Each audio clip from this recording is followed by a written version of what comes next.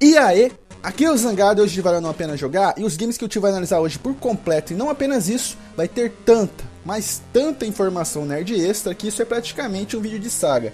Jovens, hoje lhes trago a análise dos jogos Amazing Spider-Man 1 e 2 e de bônus, a origem do herói, a história de seus criadores, uma discussão com Feliz e Yugi sobre algumas HQs, aparições e filmes. Então esse vídeo vai ficar gigantesco e de um nível nerd acima de 8.000. Vai ficar semelhante aos vídeos do Vampiro à Máscara, do Shadow of Mordor, esses que vocês gostaram bagarai. Então vamos lá, chega de enrolação, corre lá cabeça de teia, porque a história do seu amigo da vizinhança vai ser contada. Prepara um lanche muito reforçado, se espalha no sofá, na cama, fica bem confortável e vem com o tio.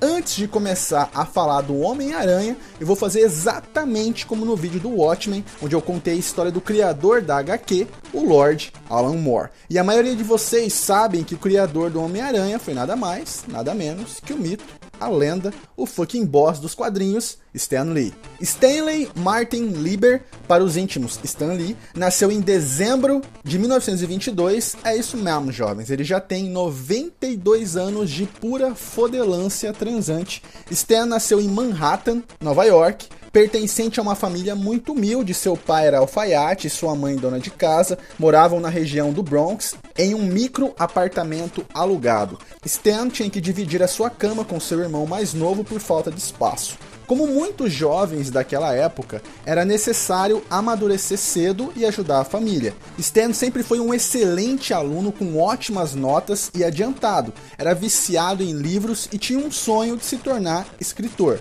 Na adolescência, começou a trabalhar, foi entregador, office boy, lanterninha de cinema. Alguns de vocês não devem conhecer a profissão lanterninha, porque hoje ela praticamente não existe mais, né? Mas antigamente, lá nos anos 90, eles eram funcionários do cinema que utilizavam uma lanterna para não apenas guiarem as pessoas até seus bancos, pelo fato da sala ser mega escura, mas também para impor ordem no lugar. Então aquele tipo de gente insuportável que ficava conversando alto no filme, coloca o pé no banco da frente ou qualquer outro tipo de baderna, o lanterninha advertia e até mesmo retirava essas pessoas do cinema. Talvez os donos de cinema hoje em dia achem que não precisa mais esse tipo de coisa, porque todo mundo já tem educação, quando de fato eles não têm, né? E hoje em dia, se o lanterninha pedir para alguém sair, é mais fácil ele apanhar, né? As pessoas mesmo erradas agem com agressividade. Hoje não tem mais respeito. Falei igual o avô de vocês, né? Mas é verdade. Bom, o marido de uma prima do Stan, seu nome era Martin Goodman, era dono de uma empresa de quadrinhos chamada Timeline Comics. Essa que foi fundada na década de 40 e mudou depois para Atlas Comics. E hoje nós conhecemos e amamos Marvel Comics. Pois bem, ele ficou sabendo do sonho do Stan de ser escritor e o convidou para ser um dos roteiristas da sua empresa. Acreditem ou não, Stan não era muito chegado em quadrinhos, mas aceitou pelo dinheiro. Quando ele foi assinar seu primeiro trabalho, ao invés de Stanley, ele colocou Stan, para que no futuro, quando ele fosse um famoso escritor, ninguém soubesse que ele havia mexido com quadrinhos anteriormente. Só que ele era puro talento e criatividade, por mais que ele negasse a aceitar de alguma forma, ele era meio que predestinado para fazer aquilo. Stan, aos 18 anos, serviu os Estados Unidos na Segunda Guerra Mundial, mas não em pelotões de combate. Depois da sua dispensa, voltou a trabalhar, só que ele já se sentia cansado, frustrado por não ter realizado o seu sonho, e por muito pouco ele não abandonou tudo. Sem contar que o preconceito que os quadrinhos tinham naquela época não era pequeno.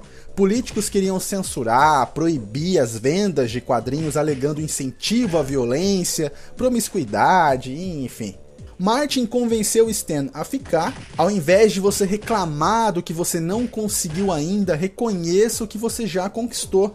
Crianças e adolescentes te amam, você é uma inspiração para eles. Não os abandone. No final dos anos 50, a já conhecida e relativamente poderosa DC Comics revolucionou os quadrinhos com a criação da Liga da Justiça, a união de heróis enfrentando ameaças maiores para salvar os Estados Unidos e o resto do mundo, claro, se sobrasse tempo.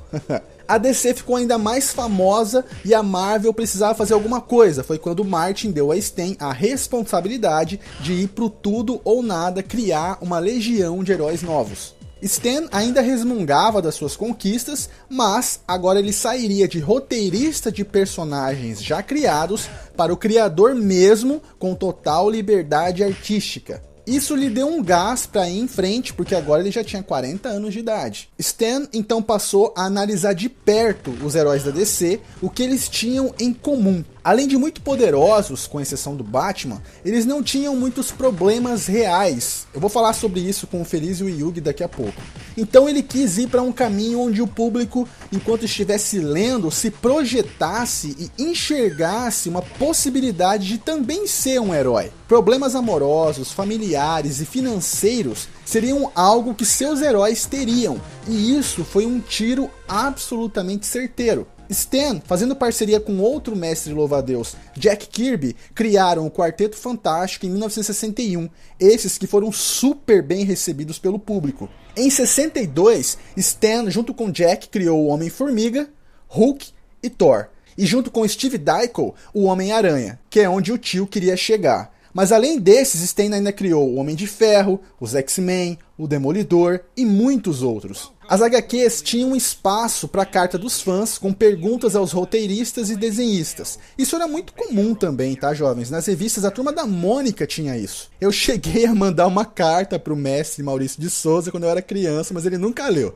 Tristeza, faz parte. Nesse espaço de fãs, Stan Lee escrevia e sempre no final dos seus textos ele colocava Excelsior, que acabou virando seu bordão. Hoje, como já sabemos, Stan Lee é o Lorde da Marvel, roteirista, desenhista, produtor, mega fucking empresário, que costuma fazer aparições nos filmes da Marvel, sempre muito legais. Na descrição do vídeo eu coloquei uma compilação de todas essas cenas, para vocês verem depois. Agora, além do drama pessoal que o Stan encontrou em sua trajetória, houveram outras tretas também, envolvendo literalmente o Homem-Aranha. Stan Lee um dia estava sentado e viu uma mosca grudada na parede e achou que seria legal um herói que tivesse esse tipo de poder. Depois de muito pensar, um esboço do Homem-Aranha saiu. Em 61, a Marvel tinha uma série de HQs de ficção científica chamada Amazing Fantasy. Stan quis que o Homem-Aranha aparecesse em algum número da revista, já que Martin tinha rejeitado a ideia do personagem, porque na cabeça dele, a maioria das pessoas tem medo ou nojo de aranha, porque diabos alguém ia ser fã de um Homem-Aranha. Então Stan, na edição 15 de Amazing Fantasy, fez o herói aparecer. Foi meio que tanto faz, assim, a revista ia muito mal nas vendas, não tinha situação melhor para testar. E mais uma vez, Stan deu um tiro certeiro comprovando sua genialidade.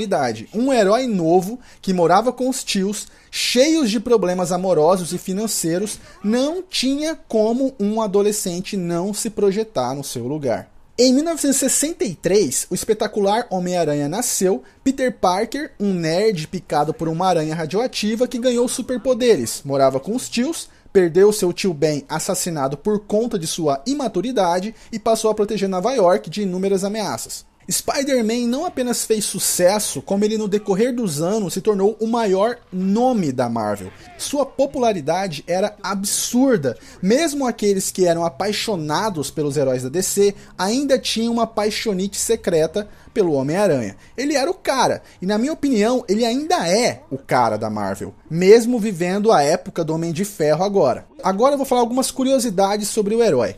Na questão de uniforme, ele é todo feito de lycra mesmo, para dar mobilidade. Nas HQs antigas, se vocês repararem, ele tinha uma teia embaixo dos braços que servia para ele planar por mais tempo no ar. Apesar de muito prático, retiraram esse elemento por questão de estética. Os desenhistas achavam que ficava melhor sem. O lançador de teia é feito de aço e sua microturbina de safira artificial, ambarino e teflon. O cartucho é de níquel, o fluido de teia não se sabe exatamente o que é. Quando ele entra em contato com o ar, ele se solidifica e torna-se elástico e incrivelmente forte. Talvez tenha algo de nylon nele, não sei. O fluido fica pressurizado e tampado. Acreditem ou não, o disparador ainda tem um espaço para uma microbateria. O lançador tem 3 furos, do qual o líquido passa. A força de extensão da teia é de 54 kg por milímetro quadrado de seção transversal. É uma criação de total e absoluta genialidade, que até mesmo o Batman ficaria completamente impressionado. Tá, Zangado, aonde que tá as tretas do Stan Lee? Você falou agorinha aí e esqueceu? Foi nessa parada de não aceitarem um herói, porque parece que deu tudo certo. Não, jovens, antes fosse simples assim. Eu disse agorinha que o Stan Lee criou o Homem-Aranha fazendo parceria com o Steve Ditko. E se vocês repararem, cada herói criado, ele sempre estava em parceria com alguém. O que isso quer dizer? Stan nunca foi um cara de desenhar. Ele foi um criador, um roteirista, e junto com alguém considerado por ele competente, o auxiliava a dar vida às suas criações. No caso do Spider, foi o Steve. A treta foi que Steve se considerava mais pai do Homem-Aranha do que o próprio Stan Lee. Ele se sentiu frustrado de Stan ganhar todo o reconhecimento e ser chamado de criador, porque, segundo ele, Stan não acompanhava todo o processo. Ele estava sempre muito ocupado, fazendo um monte de coisa ao mesmo tempo. Stan aparecia com um esboço, com ideias jogadas ao vento, e tudo só ganhava forma e sentido graças a ele. Steve participou também da criação dos inimigos do Homem-Aranha, Dr. Octopus, Electro, Abutre, Mistério, Duende Verde, Kraven. Alguns deles ele afirma ter criado sozinho. Ele se dedicava incansavelmente ao Homem-Aranha. Em outras palavras, cara, ele sentia um profundo orgulho de escrever as histórias e desenhar. Ao mesmo tempo, sua frustração com Stan Lee foi se intensificando cada vez mais. Existe um documentário onde o Stan Lee fala sobre o Steve, cara, e de suas tentativas de fazer as pazes, todas negadas por ele. É visível que o Stan se emociona às vezes ao falar sobre isso. Muitas mágoas não foram resolvidas, e eu sempre digo que toda história possui 3 versões: a minha versão, a sua versão e a versão verdadeira. Eu vou mostrar agora um pequeno trecho desse documentário que eu legendei para vocês, então deixa rolar. Hi, my name is Stan Lee, and I was the head writer, editor, and art director at Marvel Comics for many years. I thought up the Fantastic Four, and it did well. So we did another book called The Hulk, and then we did Spider-Man and the X-Men, and on. And of course, on the 7th day, I rested. Steve and I worked beautifully together. I think, as far as I was concerned, he was the perfect collaborator. His artwork was superb. His story sense was brilliant. His continuity, he drew things you thought you were watching a motion picture from panel to panel. I mean, he was a joy and a delight to work with. I was heartbroken when Steve finally stopped working with us. In the very beginning, I would come up with a rather detailed plot, tell Steve what it was. He would draw the strip any way he wanted. I didn't give him a complete script. He'd add a lot of things that I hadn't even thought of. And then I would get the pages of artwork and I would put in the dialogue, trying to give everything and everyone the personality that I wanted them to have. As we moved along, I saw that Steve was so good at story that little by little, I had him come up with most of the plots. I would only say to him something like, hey, let's use Sandman as the next villain, and let's have Sandman try to kidnap Mary Jane, or whatever it was. I might not say any more than that, and he would do the story, give it to me, and then I would try to hold everything together with my dialogue and captions. Again, after a while, I wouldn't even say that much to Steve. He would just go and do whatever story he wanted, bring me the artwork. It was like doing a crossword puzzle. I'd get the artwork. It was all something I hadn't seen before. I didn't know what to expect, but it was up to me now to put the words and captions and sound effects and whatever in and make it seem like a cohesive whole. He had complained to me a number of times when there were articles written about Spider-Man which called me the creator of Spider-Man. And I had always thought I was, because I'm the guy who said, I have an idea for a strip called Spider-Man. Steve had said, having an idea is nothing, because until it becomes a physical thing, it's just an idea.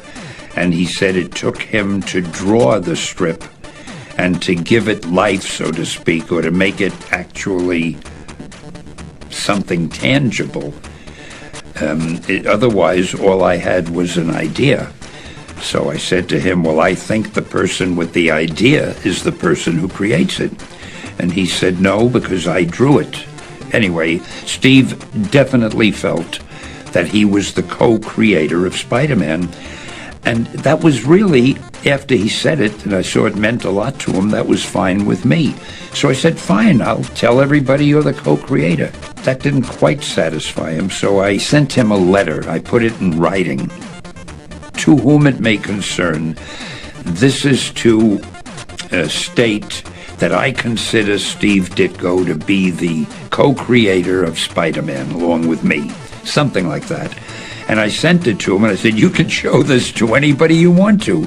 And I found out that Steve still objected to that because he felt I used the word consider. I consider Steve to be the co-creator. Apparently, he felt that wasn't definite enough. So at that point, I gave up. I mean, I haven't spoken to him or heard from him since, I don't think. If Steve wants to be called the co-creator, I think he deserves to be called the co-creator because he had done such a wonderful job. Sabe o que essa história me lembra? Nos tempos de faculdade eu tinha um professor que sempre fazia questão de ressaltar que nada que Oscar Niemeyer idealizava com seus esboços à mão seriam realidade sem José Carlos Susequinde. Para quem não entendeu, era mais ou menos uma disputa de quem tem o pau maior, arquiteto ou engenheiro. Só que nesse caso não existia treta nenhuma entre eles, só admiração e respeito. Então esse capítulo na história do Stan Lee acabou, não se resolvendo completamente, infelizmente. No decorrer dos anos, o Homem-Aranha ganhou várias animações diferentes. A primeira delas foi em 67, que virou até meme, cara, por ter muitas cenas horríveis. Mas essa série marcou por trazer a música tema do Homem-Aranha. Para quem não conhece, é essa.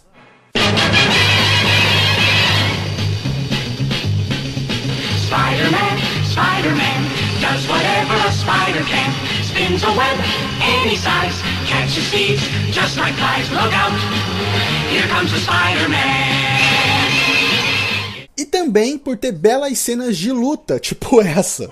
Time for a disappearing act, boys.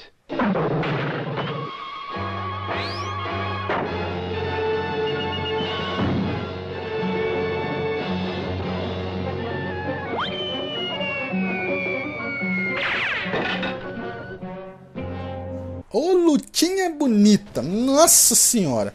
Um desenho foda, na verdade o meu favorito, é de 1994, o Homem-Aranha série animada. Muito fiel aos quadrinhos, sensacional, possuía 65 episódios, passava na Rede Globo. Depois tem um desenho do Homem-Aranha 2099, lançado em 1999, são apenas 13 episódios, eu não curti tanto. Em 2003 teve Homem-Aranha, a nova série animada, que já usava uma tecnologia 3D. Eu vi uns 2 episódios, acho que no Fox Kids, cara, no máximo. Achei legalzinho e tal, parece que eram 13 episódios também no total. Em 2008 veio o espetacular Homem-Aranha, esse já tinha uma qualidade maior, mas acabou sendo cancelada por conta dos direitos passados para Disney, coisa assim. E a última até então foi a de 2012, Ultimate Spider-Man, eu nunca vi nenhum episódio desse aí. Teve um seriado do Homem-Aranha, é sério, em 1977, cheio de defeitos especiais e histórias envolventes.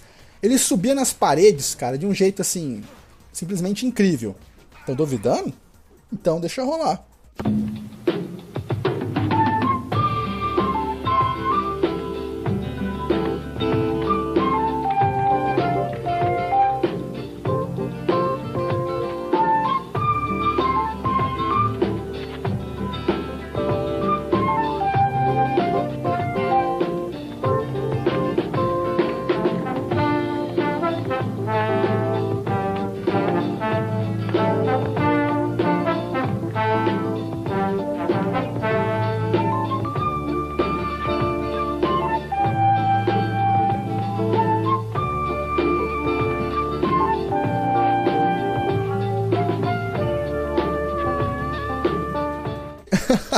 Em 78 teve uma versão Power Ranger do Homem-Aranha. Tô falando sério. Era em formato de tokusatsu. O cara enfrentava monstros gigantes e tinha um Dylion, mano, um deus Jirai pra lutar. Dá uma zoiada aí.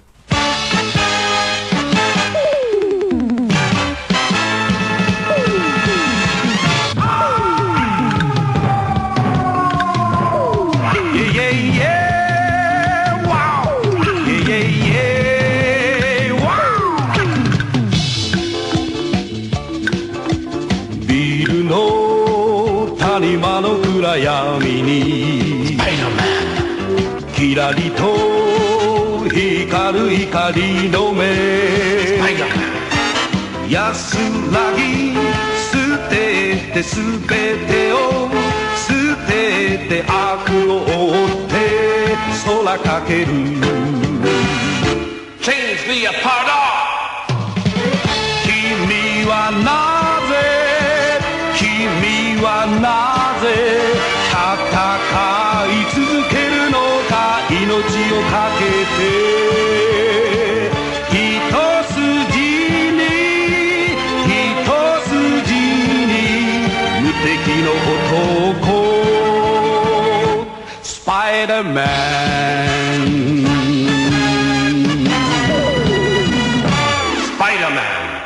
E claro que ainda existe o Spodder, uma espécie de mime horrível que fala tudo errado e trola todo mundo, velho. Agora, jovens, vamos ao papo lá com Feliz e Yugi, que assim como no vídeo do Shadow of Mordor foi sobre o Senhor dos Anéis, Homem-Aranha é um personagem de cultura pop que todo mundo conhece e dispensa qualquer tipo de apresentação formal. Por exemplo, quem é Mary Jane, quem é Tia May, quem é JJ, todo mundo sabe, cara. Então isso é uma conversa entre amigos. Um fala, o outro concorda ou não concorda. Ficou muito da hora, mas se você não tem interesse nenhum em assistir e quiser pular direto lá para análise, aí na tela aparece o tempo exato do vídeo que você deve pular, ok?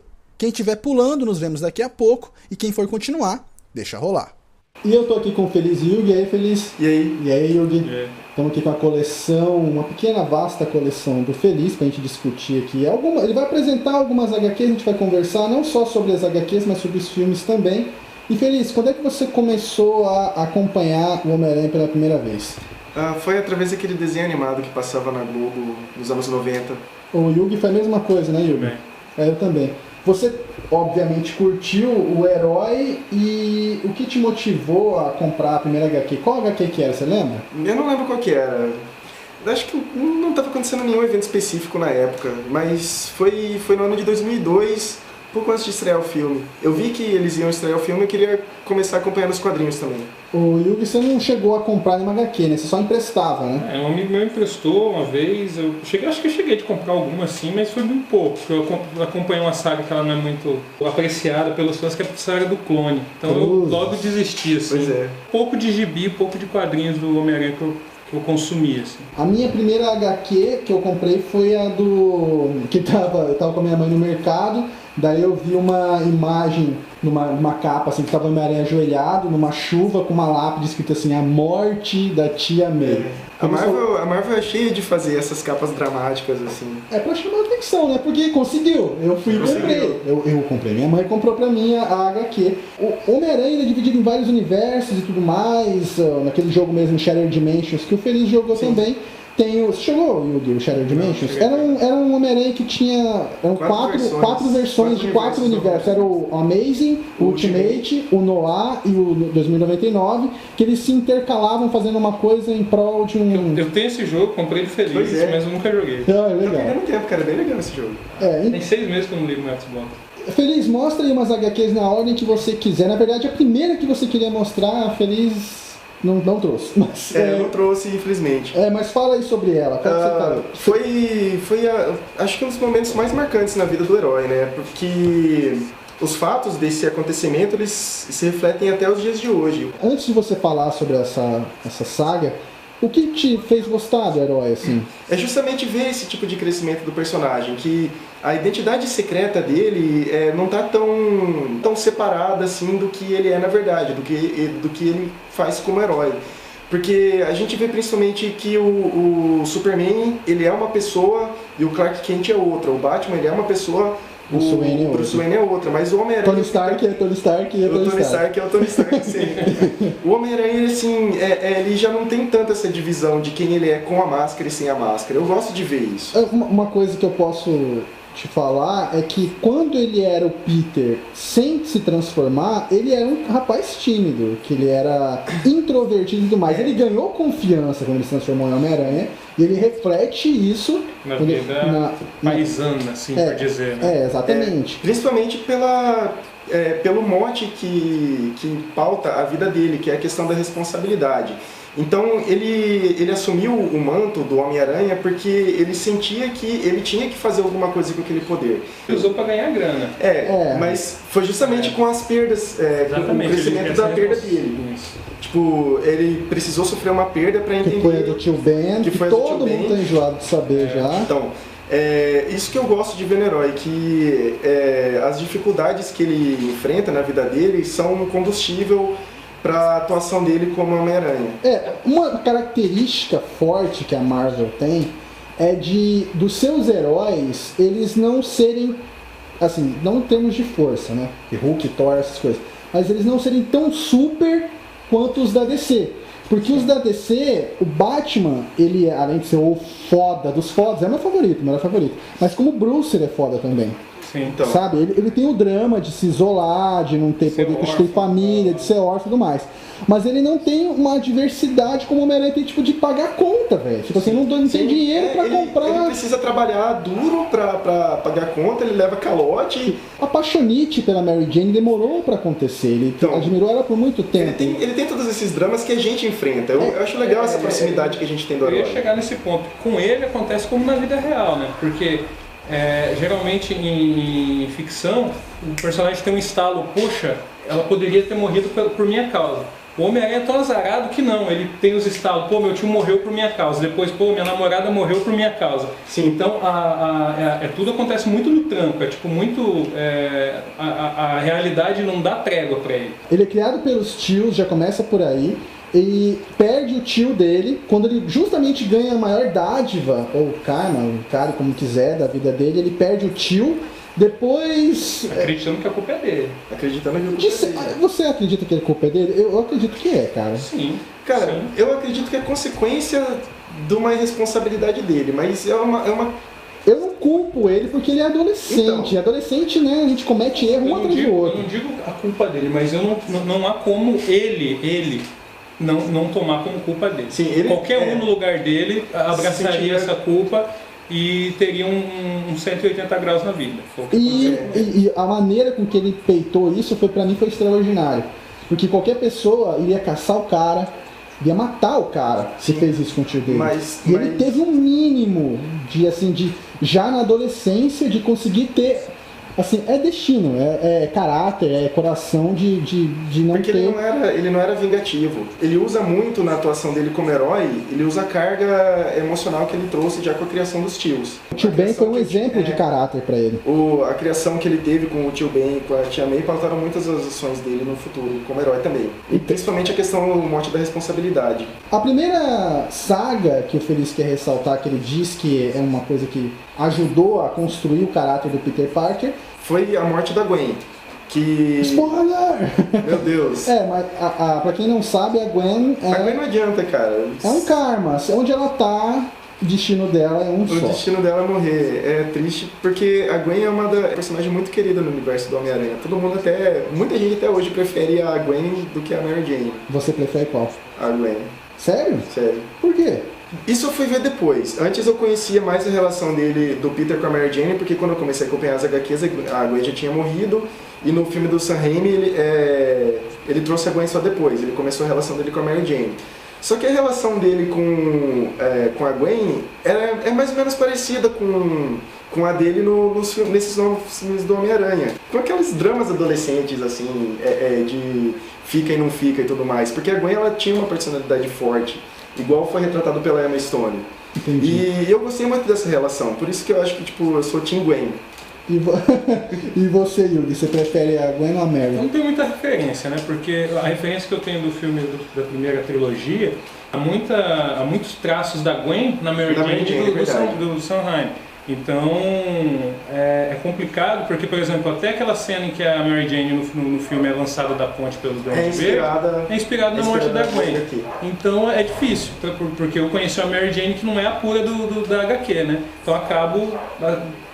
Talvez eles não gostem assim, algumas pessoas não gostam da Mary Jane pelo fato dela ter namorado babacas, né? Ela era Namorado patricinha, Peter, no né? primeiro filme ela tá tendo uma conversa... Namorou Flash, velho, para. Flash Gordon, Flash Thompson. Flash Gordon. Flash Gordon é outro. Ela tá tendo uma conversa mó séria, depois de ter uma briga com o pai, assim, na cerca, conversando com o Peter, né? Ah, toda meiguinha, daí chega o carro, ela, ai, que carro lindo, sai correndo atrás. Essa cena é terrível, cara. Eu acabo gostando mais da Gwen também, pelo pouco que eu vi. Mas então, Feliz, nessa HQ que você não trouxe, foi a primeira HQ que demonstra a morte da Gwen ou não?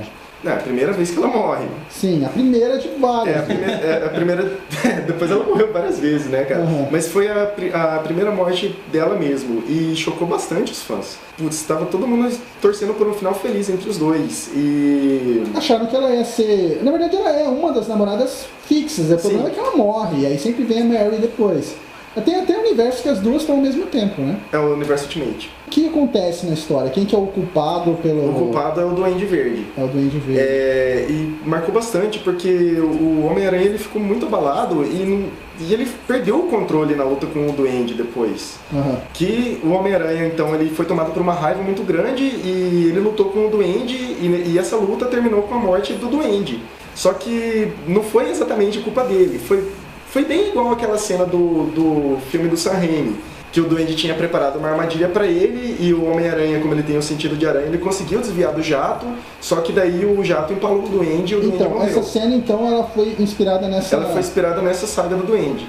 Onde a Gwen morre. Então houve uma mistureba, então, no filme, né? E foi uma cena bem chocante, porque o Peter, pra variar, ele ficou se culpando. Qual que é a outra HQ que você trouxe agora pra mostrar?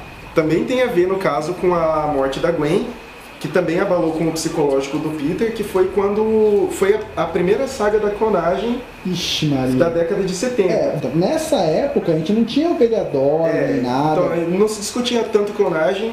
A Gwen ela já estava morta e o pessoal já tava se afeiçoando a Mary Jane. Uhum. O Peter já tava criando um relacionamento com a Mary Jane ali.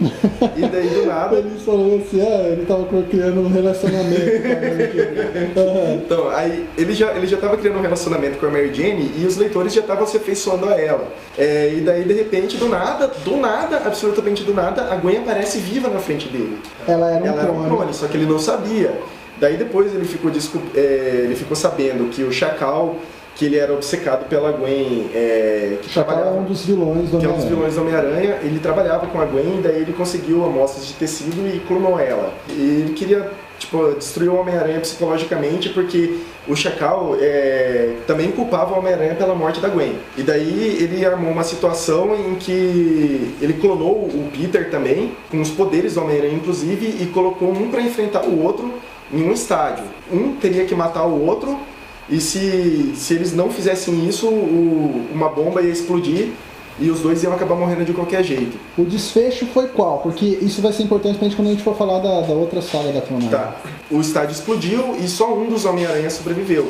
Só que o Homem-Aranha sobrevivente, ele não sabia quem que ele era, se ele era o original ou se era o clone. Aí, o que já é confuso. O que já é confuso, só que isso já se resolveu nessa edição. O clone, ele não tinha criado o vínculo ainda com a Mary Jane. E os últimos pensamentos do Peter, antes da explosão, foram para Mary Jane. Então o clone não teria porque não conhecia, né? Então daí o Peter, ele se desfez do corpo do clone e a Gwen sobreviveu e foi viver a vida dela. Curiosidade, depois, uma coisa que eles voltaram a cagar é que os roteiristas voltaram a cagar. Eles tinham a oportunidade de deixar a Gwen em paz aí. Mas não, depois essa Gwen voltou, casou com o Norman Osborn, teve filhos com o Norman Osborn. Rolou reprodução. Rolou, cara. Teve filhos. E todo mundo tava puto, porque... Enfiar 3 dedos na ferida do Peter Parker, assim. Pra quê, cara? Pro ego do cara lá na puta, cara, que pariu, né? E todo mundo já fala assim, poxa, cara, já mexeram na Gwen, deixa ela em paz. Por que fazer ela ainda se casar com o maior vilão do Homem-Aranha? É verdade. Martin escrevendo isso. Dos vilões do Homem-Aranha, você considera como Assim, o Batman tem o Coringa, o Superman tem o Lex. O Nemesis do Homem-Aranha eu considero o Duende, porque ele foi o que mais causou estragos na vida dele. Outro marco na história do Homem-Aranha foi a chegada do Uniforme Negro. Ele veio de outro planeta, né, numa mega saga da Marvel, que levou todos os heróis e todos os vilões para combater em outro planeta. E lá ele conseguiu o Uniforme Negro, que era um simbionte, que se apoderou da roupa dele. Essa história a galera também sabe massivamente, né? Mas... Pois é, aí depois esse simbionte, o Peter expulsou esse simbionte do corpo dele porque já estava começando a dominar o cérebro dele. Uhum. E daí ele foi se apoderar de um inimigo pessoal do Peter, que é o Ed Brock, e daí ele recebeu o simbionte e se tornou um dos grandes vilões. Há pessoas que gostam, há pessoas que não gostam dessa fase do herói.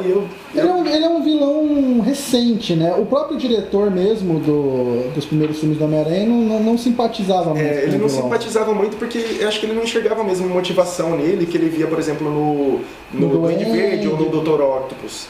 Ele via ele mais como para ser uma ameaça física ao herói, simplesmente. Aí acho que por isso que ele não quis trabalhar muito com ele. Vários leitores gostam dele, vários também não gostam.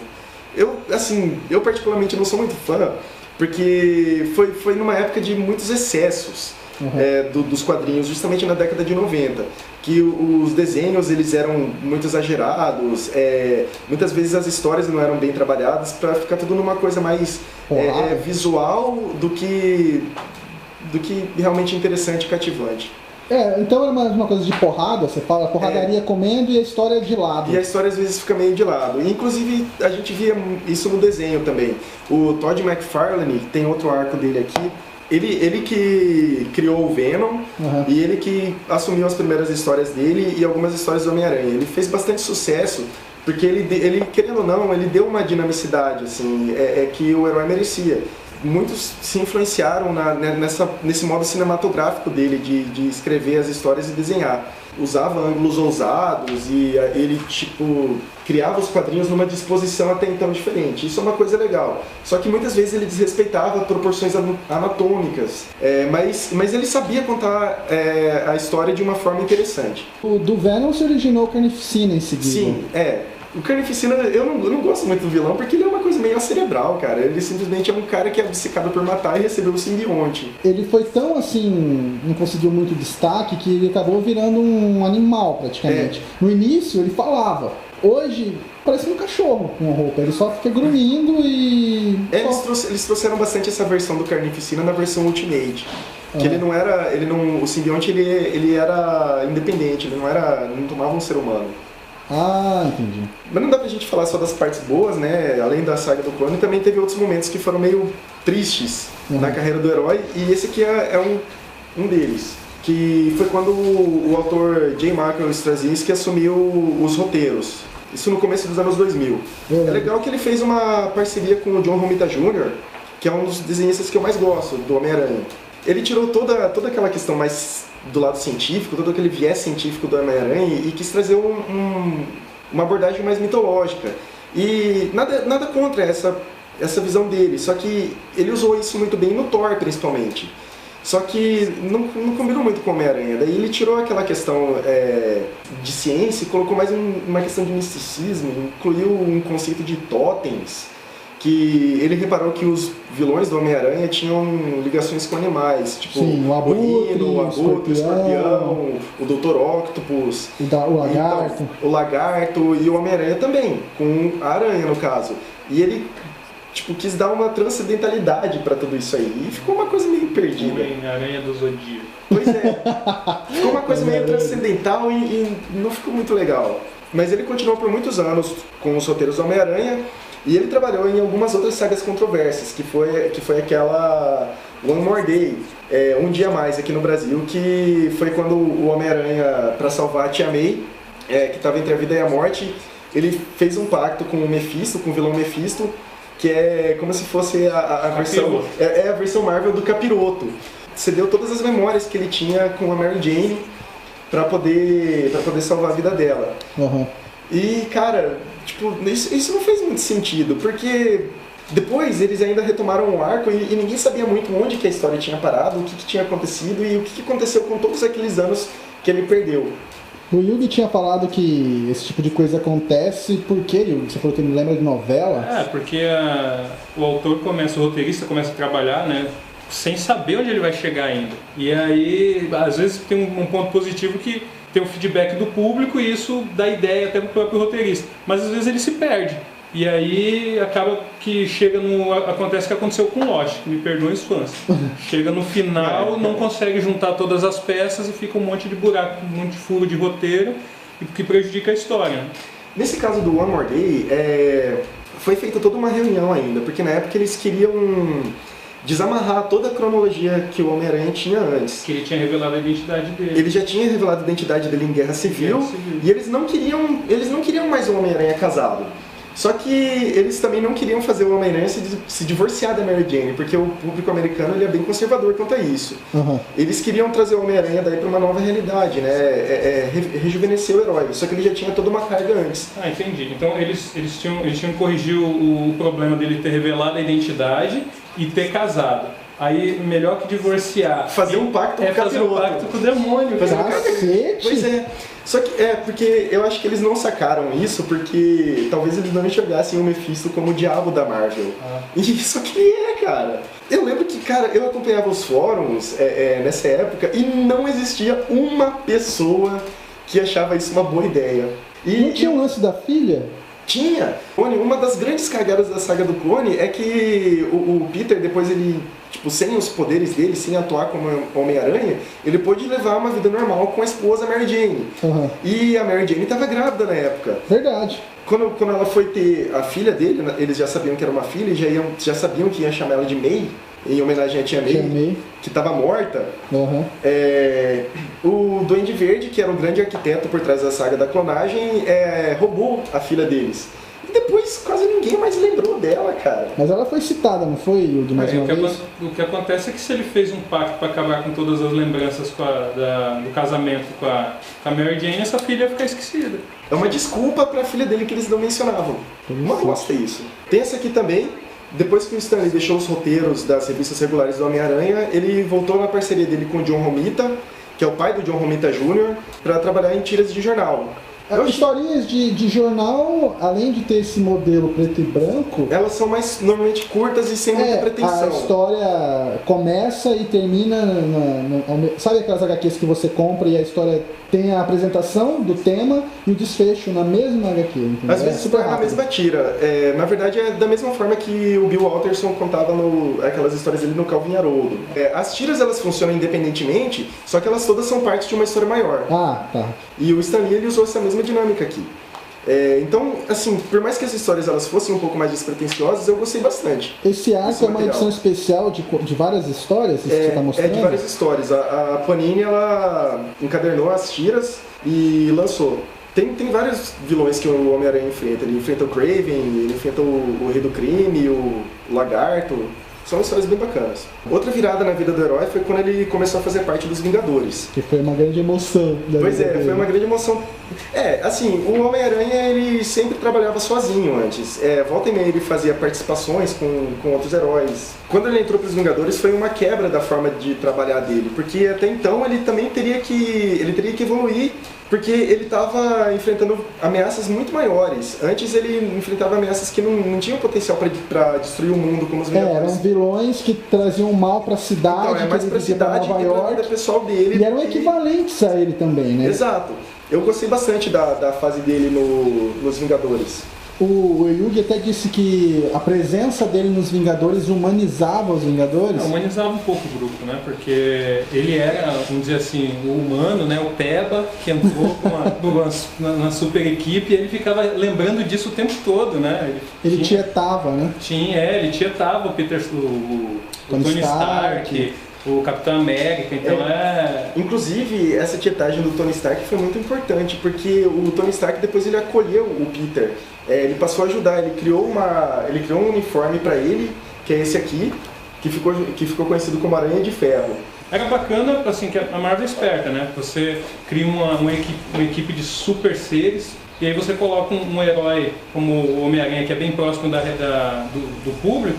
Então o público se via no Homem-Aranha. Exatamente, porque quando ele fica ali, é o Homem de Ferro, é o Hulk, não sei o que, é você se identifica ali. exatamente. Porque uma outra coisa que você disse em off, que são humanos ali, era o Gavião e a Viúva, só que eles são tão marrentos que não tem o mínimo de humildade de estar do lado do Homem de Ferro, tipo assim, foda-se, Homem de Ferro. A Viúva Negra interroga a presa, né? Como a gente viu no começo dos Vingadores. E o Gavião Arqueiro manda o Thor entrar na fila, porque ele vai pegar o Loki primeiro. Então não são humanos eles têm comuns, panca, né? cara? Eles têm a panca. Nossa. Essa proximidade do Homem-Aranha com o Tony Stark é importante para uma das outras grandes sagas da Marvel, que é a da Guerra Civil. Que vai rolar no Que ainda vai rolar Capitão no cinema, América 3. Que vai começar no Capitão América 3 e provavelmente vai culminar nos Vingadores 3. Tá. Nessa saga é criada uma lei de registro que os super-heróis eles vão ter que ser regulamentados por uma agência do governo. E eles têm que apresentar a identidade secreta deles, não necessariamente em público, mas eles têm que mostrar quem eles são. E o Homem-Aranha, ele não sabia para que lado que ele ia. Como muitos outros heróis. Então, né? mas como o Homem de Ferro ele ficou do lado da lei de registro, né? Ele apoiou a lei de registro e o Capitão E a América SHIELD ficou... também não ficou? Foi a Não, SHIELD. no caso, a SHIELD ela era um elemento mais à parte. Ela atuava como parceiro do governo, só que o Nick Fury ele não estava mais no comando da SHIELD, ele tinha desaparecido. E deixado a Maria Hill a cargo, né? Tipo, para comandar a agência. E ela tinha bem mais ligações com o governo do que o Nick Fury. E o Homem de Ferro, ele apoiou essa lei de registro e o Capitão América ficou contra. E aí o como universo partiu, né? E o Homem-Aranha, no começo, ele se posicionou a favor do Homem de Ferro, porque justamente por causa da proximidade. Daí depois ele viu que estava sendo feito muita coisa errada, que ele não concordava, daí depois ele debandou pro lado do Capitão América. Nessa saga da Guerra Civil, discutindo em off com o Feliz, eu simplesmente odiei o Homem de Ferro nessa saga. Pra mim, ele foi um vilão nessa história. Ele foi o grande vilão mesmo da saga. Mas o Feliz ficou do lado dele. Não é que eu fiquei do lado dele, tipo, eu não consegui exatamente formar uma opinião depois de tudo. Não, eu fiquei do lado do Capitão América e como eu acho que a escolha da Marvel ou da Disney de colocar no... Prova aqui, ó. De colocar a imagem do Homem de Ferro com a bandeira. De colocar no terceiro filme do Capitão América a presença do Homem de Ferro, ou seja, ele vai ser o vilão. Não vai ser tipo uma participação especial, vai ser uma participação completa dele lá. Teve que assinar um outro contrato, o Robert Downey Jr. Eu tô muito curioso pra ver, cara. Mas eu acho que eles... Vai ser legal. Eu acho que a única coisa que vai pecar é porque na Guerra Civil do Gibi, a gente tinha um elemento, os mutantes, coisa que a Marvel não tem porque vendeu os direitos pra Fox. Eles não têm o direito dos mutantes, mas mesmo na Guerra Civil, os mutantes eles ficaram meio que à parte, porque eles não são exatamente super-heróis, eles não têm poderes, aquilo nasce com eles. Só que eles ficaram submetidos justamente por causa da... Eles já estavam submetidos ao controle dos sentinelas, na verdade. Os mutantes que você está falando são os X-Men, pra quem ainda não pegou ainda. Então, o que eu achei curioso, inclusive, é que parece que a Sony e a Marvel elas estão em negociação pro Homem-Aranha participar dos filmes dos Vingadores, já que ele é um elemento chave na... Mas será que vai ser o Garfield mesmo? Não sei. Você vê que há uma racha, né? Tem uma galera, Sim. inclusive de heróis que ficam no Quarteto Fantástico se dividiu, não foi? Tipo, porque o Reed, ele tava do lado do Homem de Ferro e a mulher dele não. Então, e o Coisa não sabia pra que lado ele ia, ele falou assim, foda-se, eu vou embora daqui. Tem um jogo, o Marvel Ultimate Alliance 2, que abordou a Guerra Civil, e é de 360 já. E aí você escolhia os lados da guerra e tudo mais, a divisão dos heróis. Tem uma HQ que o Feliz tem ali sobre o World Trade Center. Mostra aí rapidinho, Feliz. Sim, é uma saga, é uma HQ não é uma rápida. Saga, é uma HQ, é uma história só. Ela começa e termina aqui. Como os heróis reagiram depois da queda do World Trade Center. Mostrou o sentimento de impotência deles diante essa tragédia. Essa HQ, ela é mais uma coisa homenagem, né? É uma homenagem. É mais simbólico mesmo, exaltando os verdadeiros heróis do povo americano. Que são os bombeiros, né? Exatamente. Quantos bombeiros morreram? Um 347. batalhão inteiro. Acho que foi 347, alguma coisa assim. Pra gente que tá no hemisfério sul aqui, a gente pode achar até meio brega, porque aqui mostra, por exemplo, os vilões no local, né? É verdade. E daí mostra o Doutor Destino, o Magneto, e rola uma lágrima. Eles choram, é uma coisa que jamais aconteceria, cara. né? Que é uma coisa, tipo, você olha assim e fala assim, cara... Você vê que o nível de comoção dos norte-americanos chegou a esse ponto, né? Pois é, porque de desenhar os vilões chorando, né? O Doutor Destino, um déspota genocida, chorando por uma terra que nem era dele. Tem umas outras edições que também não são de sagas, mas de uniformes, né? Mostra como o Homem-Aranha, ao longo dos anos, ele foi trocando a aparência dele.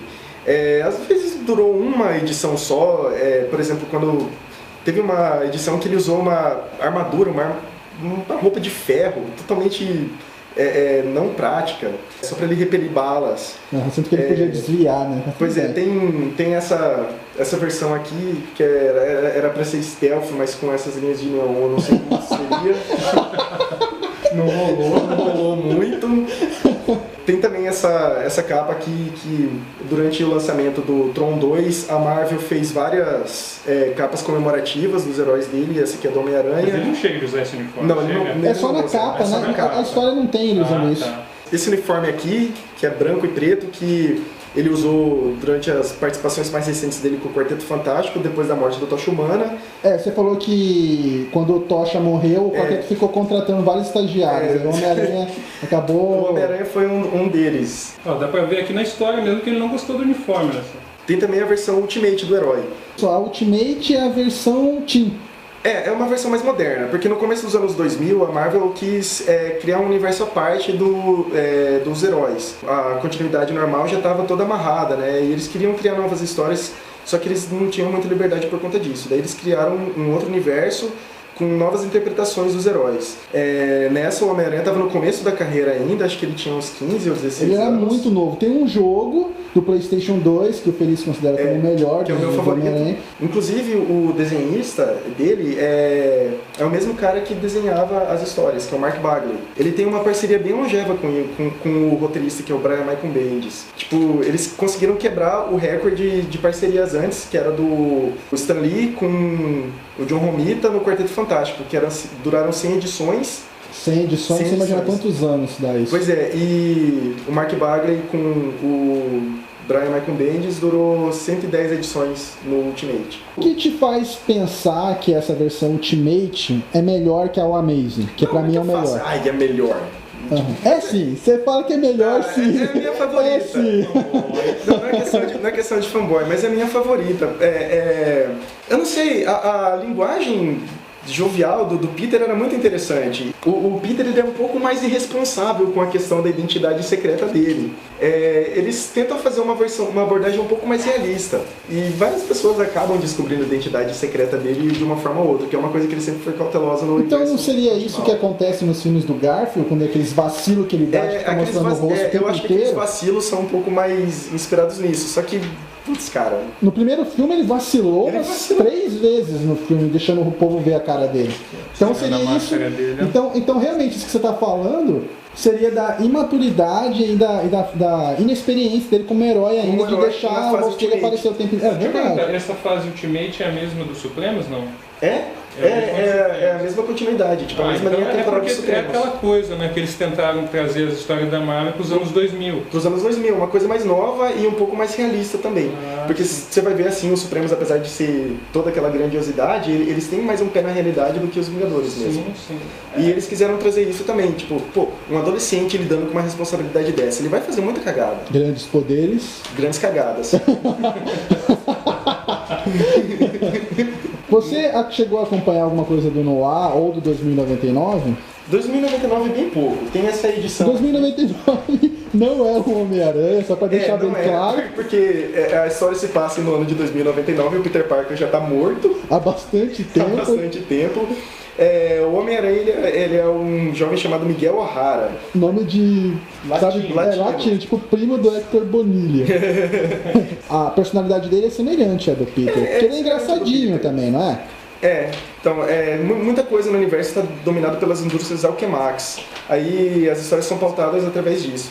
Tinha um desenho também do universo 2099 que ele foi exibido no Brasil, acho que em 2001 e 2002. Eu não cheguei a assistir esse desenho. E o Wolverine, cara, Wolverine tá vivo. Wolverine tá em todas. Wolverine lutou em quantas guerras, mano? Olha ele aí lutando com 2099. Continuando nas sagas aqui do Homem-Aranha, tem o grande momento negro na história do herói, que foi acho que quando a gente começou a acompanhar mesmo os quadrinhos, que é a saga do clone, que na verdade é uma espécie de continuação daquela saga da década de 70. Só que daí depois veio toda aquela discussão sobre clonagem da Ovelha Dolly, e eles resolveram pegar carona nesse tema. Aí o que eles inventaram? Eles inventaram que a pessoa que tinha sobrevivido ao desafio do Chacal não era o Peter verdadeiro, era o clone. E que o verdadeiro Peter estava vivo em algum lugar e viveu a vida dele e resolveu voltar. O problema dessa saga clonagem foi a confusão. Quando ela começou até razoável. Ela começou bem, tinha... eu comprei essa coleção da e os desenhistas eram bons até. Eram muito bons. Eu lembro que eles começaram com os desenhistas bons, só que daí depois eles começaram eles viram que estava vendendo e resolveram estender aquilo.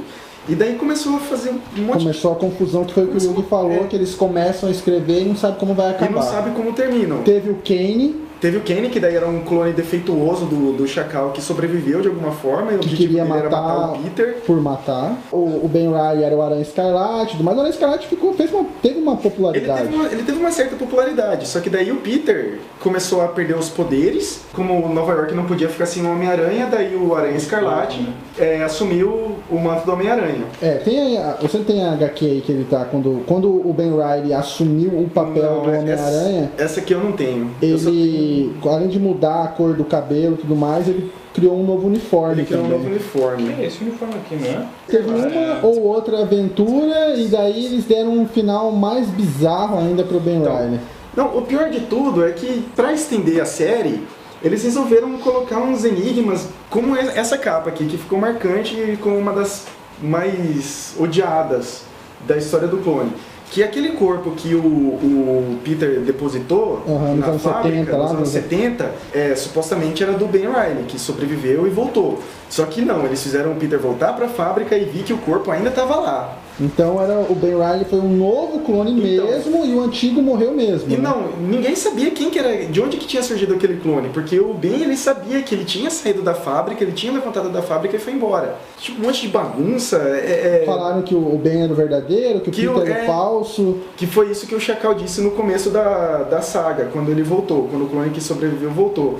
E daí depois a gente descobre que tudo era um plano do Duende Verde, que todo mundo achava que estava morto, e que ele fingiu, inclusive, o enterro da Tia May, naquela HQ que você comprou, só pra bagunçar com o psicológico do Peter, e que o Peter, na verdade, ele sempre foi o Peter. E daí quando o pessoal tava... O Ben Reilly derreteu. Justamente isso. Quando todo mundo já estava se afeiçoando ao Ben Reilly, ele morreu na saga do clone.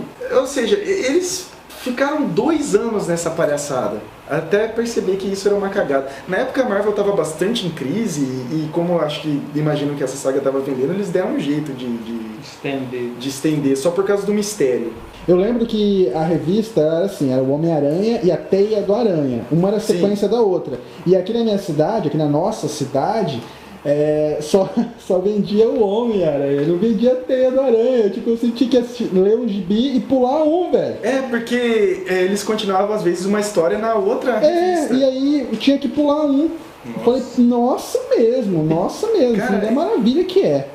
Ao longo da carreira, o Homem-Aranha também teve vários encontros com outros heróis. Eu tenho um exemplo que é do Surfista Prateado. Que a propósito é um personagem ultra overpower, né? Lógico, né? Ele tem poderes cósmicos. Inclusive, essa história aí mostra de como o Carnificina seria uma real ameaça para o Homem-Aranha quando o simbionte dele domina o Surfista Prateado. E ganha os poderes cósmicos do Surfista. Eu também achei meio forçado, né? Mas era década de 90. Ah, tá. O Surfista Prateado, eu lembro que naquela Marvel vs DC, ele brigou com o Lanterna Verde. Sabe o que é o Lanterna Verde não fazer nada contra o cara? O Surfista Prateado falou pra ele assim, velho, você não tem chance. Você não vem. Nossa, deu dó, velho. Como eu mencionei, alguns encontros mais legais são do Homem-Aranha com o Demolidor e o Justiceiro, que dá uma dinâmica bem interessante dos três. E nesse caso aí, ainda aparece o Cavaleiro da Lua, que ele também atua na área de Manhattan. E o Cavaleiro da Lua, ele tem problemas psicológicos, ele tem tripla personalidade. E tem esse aí que, tipo, ainda na onda da década de 90, mas rendeu uma história bem interessante, que é do Homem-Aranha com o Motoqueiro Fantasma enfrentando o Duende Macabro. Então daí dava uma história meio de bruxaria. Teve 2 HQs, que infeliz não tem, mas tem um encontro do Batman com... Ah, sim. Com o Homem-Aranha. Só que era contra o Joker e o Carnificina. Acho que seria mais interessante se fosse o Coringa e o Duende, né, cara? E vamos continuando aqui. O Yugi trocou de roupa, é outro dia. O Feliz tá com a mesma. Eu só tenho essa camiseta, na verdade. Tá, Feliz, continua aí dos encontros pra fechar. Os encontros do herói. O que mais me marcou foi esse aqui, do Homem-Aranha com o Wolverine. A história se passa na Alemanha, que o Peter é enviado pelo Clarim para fazer uma matéria, e lá ele encontra o Logan, que ele tá lá para ajudar uma amiga dele, que é ex-espiã da KGB, que ela tá marcada de morte, e daí, como ela sabe que ela vai morrer de alguma forma, ela pede para que o Wolverine faça isso por ela. O Wolverine, ele sabe, ele entende essa questão de morrer com dignidade, apesar de ele se propor a ajudá-la, de se propor a salvar a vida dela, ele sabe também que não tem como ele ficar protegendo ela pro resto da vida.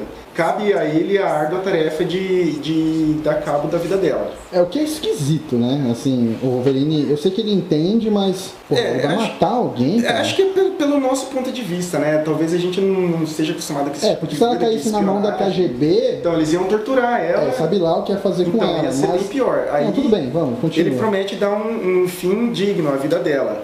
E o Homem-Aranha, ele descobre esse plano, ele encontra o Wolverine e descobre o plano, e ele é contra isso. Lógico, né? Aí no momento que o Wolverine já estava sozinho com ela, ele dá um golpe com as garras no peito dela, e só que nisso o Homem-Aranha chega. Só que ela já tinha levado o golpe, ela já estava agonizando, já estava sofrendo, já estava perdendo muito sangue. E o Wolverine ficou puto com o Homem-Aranha, porque ele tinha prometido para ela uma morte digna. E não era isso que estava acontecendo, porque ela estava sofrendo bastante.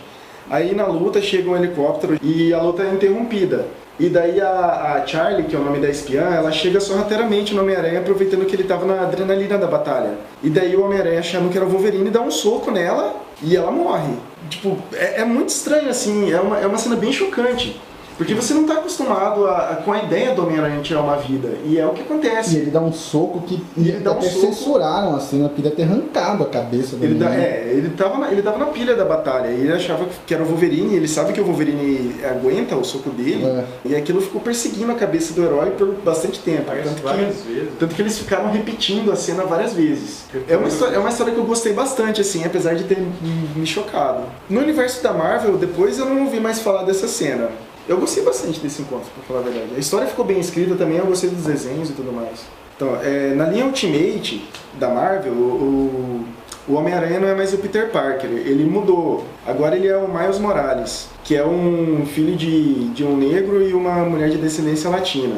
Acho que foi em 2012, se eu não me engano, o Peter Parker ele morreu no universo Ultimate. Você tem alguma opinião de por que mataram o Peter? Optaram por matar o Peter para renovar, para chamar a atenção?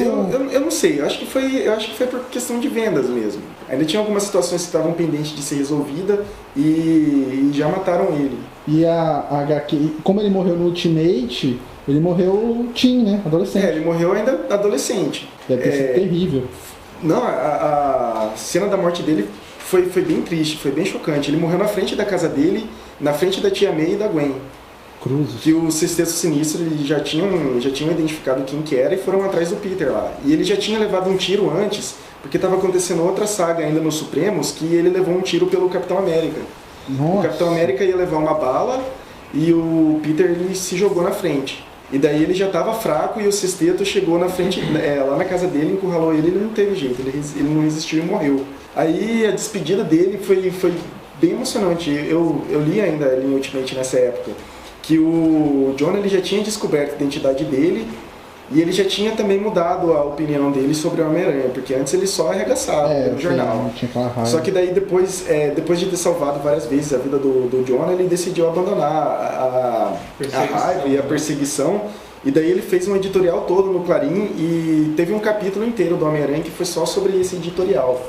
Dele relatando a história e falando um pouco do Peter. Foi um momento bem emocionante. E como é que entra o novo Homem-Aranha nessa história?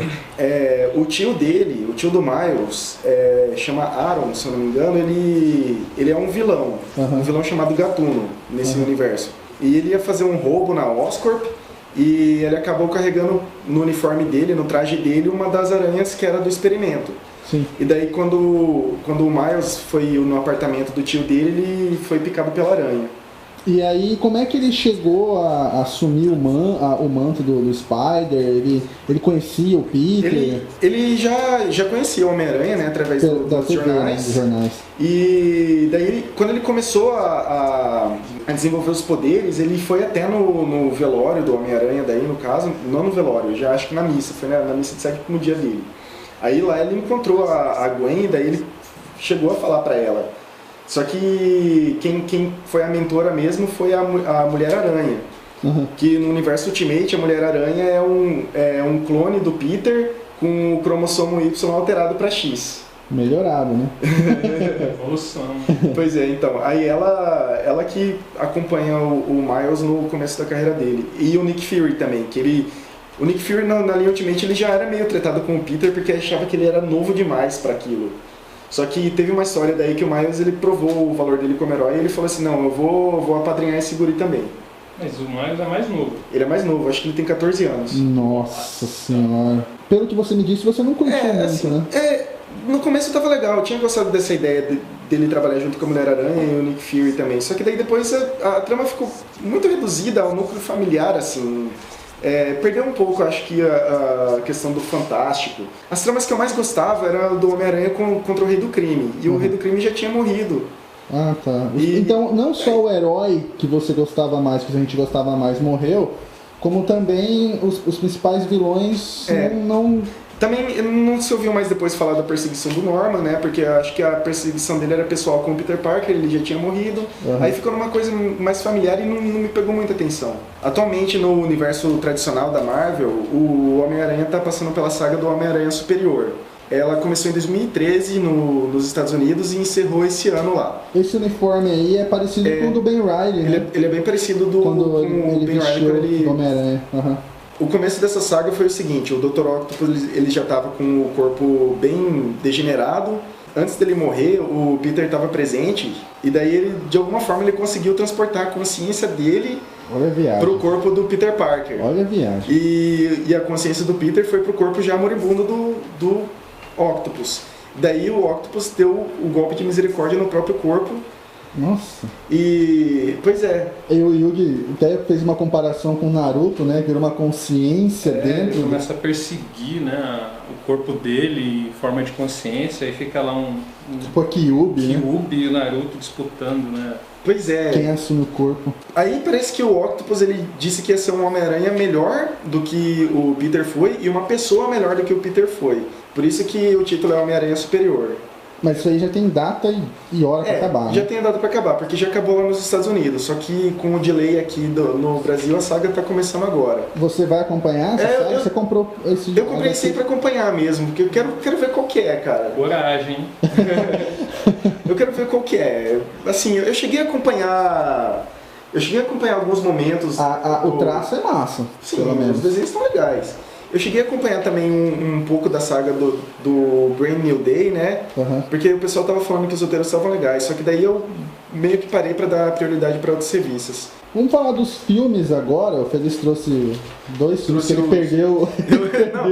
Eu não tô conseguindo achar a minha trilogia do Sam Raimi. Na minha opinião, já começando aqui, é que o Tobey Maguire, que é o primeiro filme do Homem-Aranha que saiu, o primeiro ator que interpretou o Homem-Aranha nas telonas e tudo mais, ele convence mais como Peter Parker e o Garfield como Homem-Aranha, certo? O Feliz, quando saiu o Amazing pela primeira vez... Em 2012. Ele torceu o nariz hard pro filme, não curtiu o filme de cara, lógico, você também tinha um carinho muito grande pelo... Porque eu tinha me apegado bastante à trilogia anterior. Eu achava que não era o momento de resetar, eu achava que, tipo, eles decidiram isso por causa da cagada que foi o terceiro filme, né? E eu falava assim, pô, dá pra consertar isso, não precisava rebootar tudo. Mas aí já é uma coisa conectada com a postura dos atores, assim, principalmente do Maguire. O Maguire não queria mais ser o Homem-Aranha, ele era uma geração de atores, não quer ficar preso a um personagem. Eu sou um ator completo. Então muitos atores antigos, assim, eles começam a gravar muita coisa. O Harry Potter, no início, ele tinha um preconceito, assim, quero me livrar dessa imagem de Harry Potter.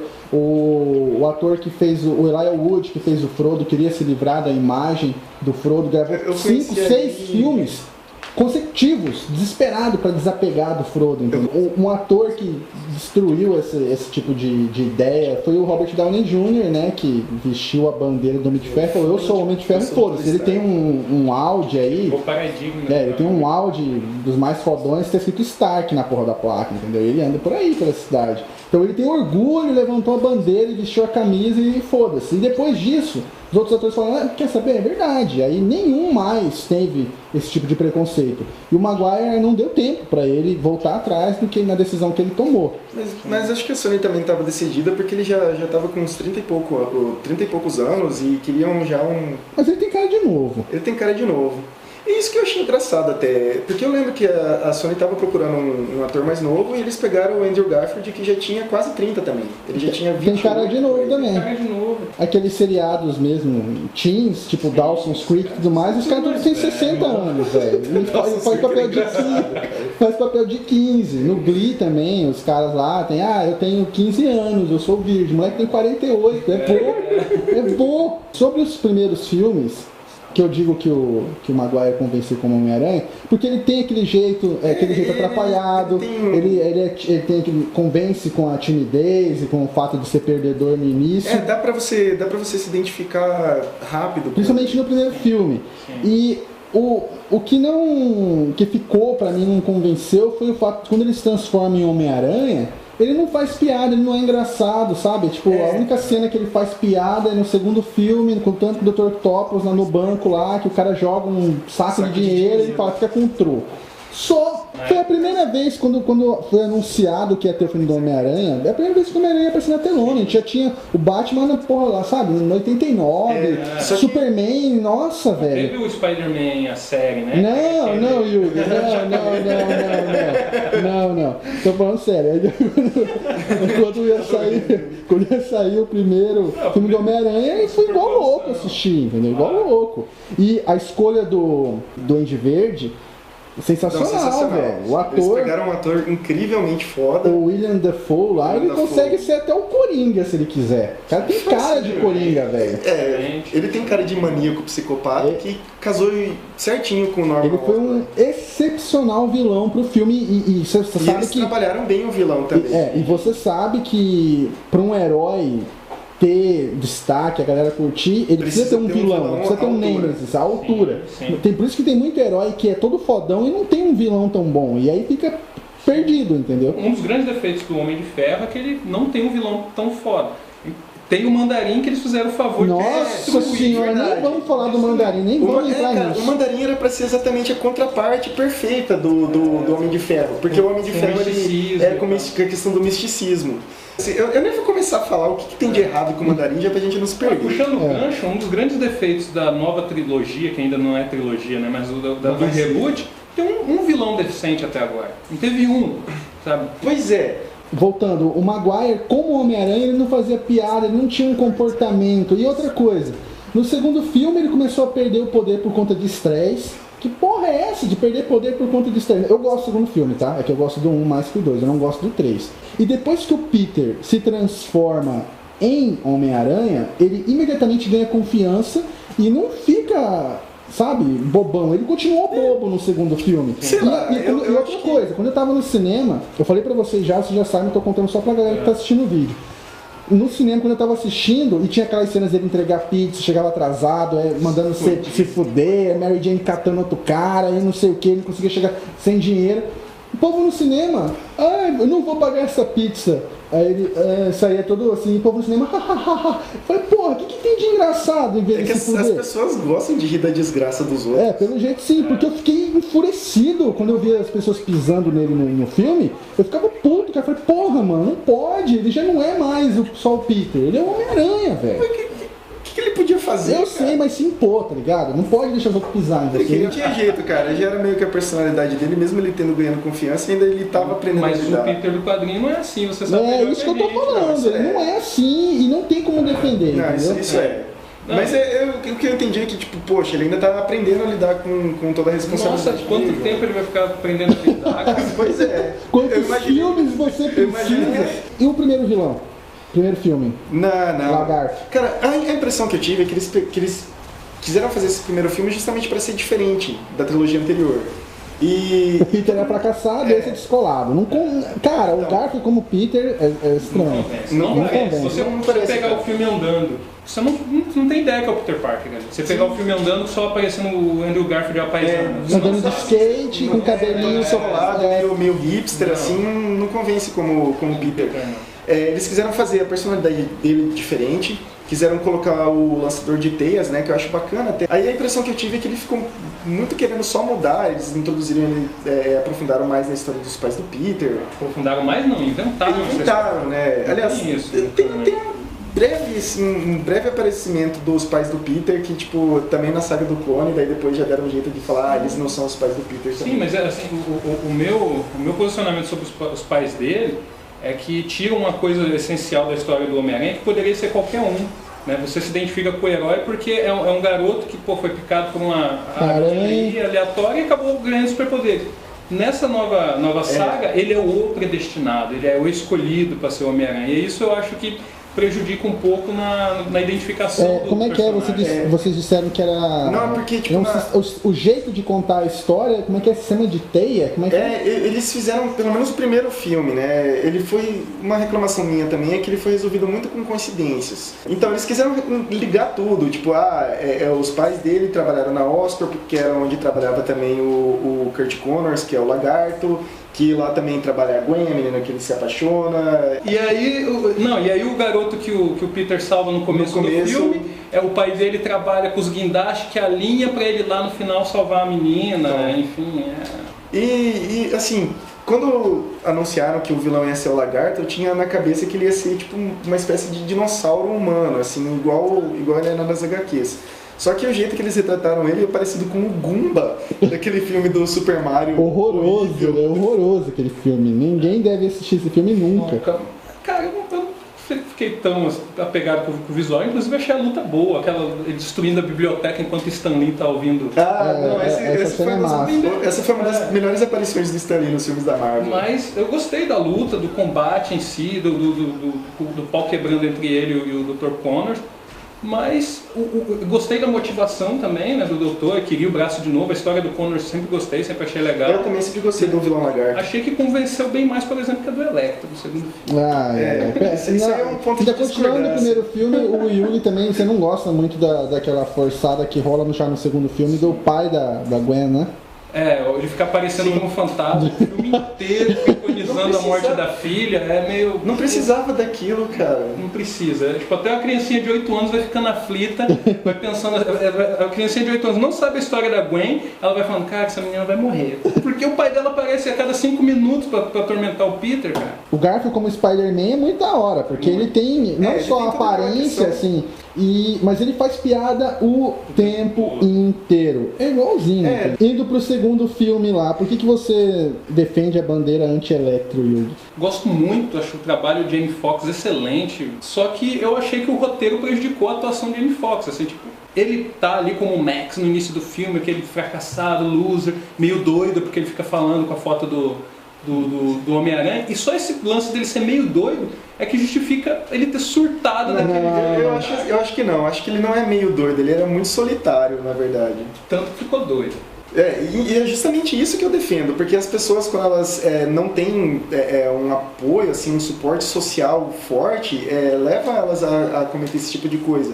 Só vê o que acontece nos Estados Unidos lá, quando uma pessoa é desamparada... Quando ele tá lá comemorando o aniversário dele sozinho... Estoura todo mundo na escola.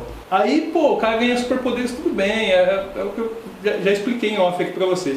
Ele ganha os superpoderes dele, o Homem-Aranha chega, tudo bem, ele toma um balaço, ele toma um tiro enquanto o Homem-Aranha tenta ajudá-lo. E depois o Homem-Aranha ajuda a prendê-lo e não dá suporte nenhum, cara. Agora eu vou dar uma de direitos humanos aqui. Adianta prender e entregar o cara na mão sabe? Ele vai para uma empresa privada. Mas o que eu entendi é que o Homem-Aranha ele achou que a missão dele já estava cumprida ali.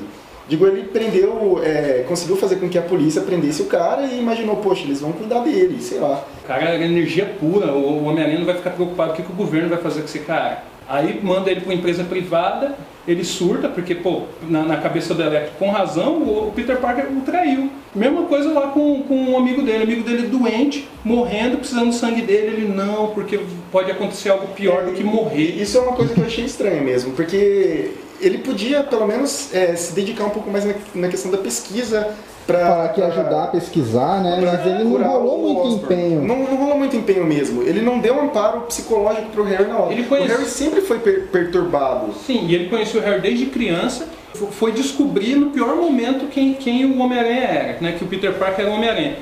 Com a Gwen, primeiro encontro, já joga, roda a menininha, traz pra cá, eu sou o Homem-Aranha. É foda.